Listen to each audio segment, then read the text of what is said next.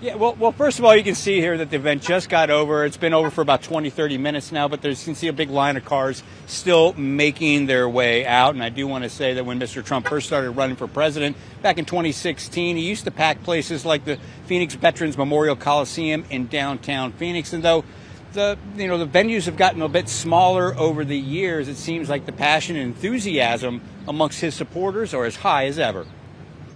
He has my ideas how things should be run. He's not afraid of anyone.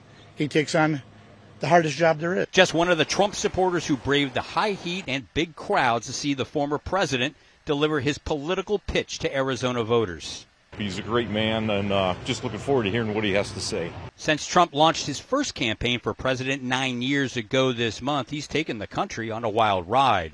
He won the presidency in 2016, then lost his re-election bid 4 years later.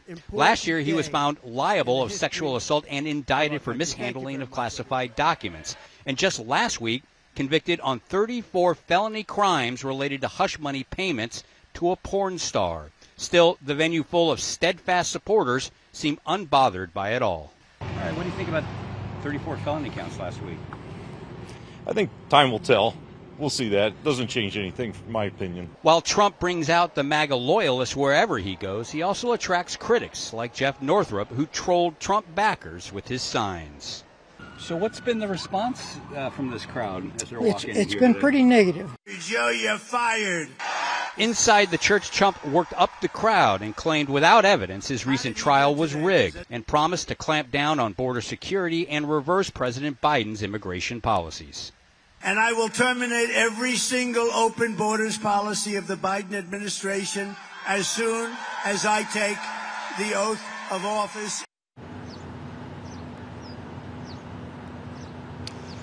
And we'll have more on what Mr. Trump had to say coming up at 5 o'clock tonight, because he did take some questions after he spoke for a little while. So the whole thing wrapped up after about 90 minutes of him speaking here today.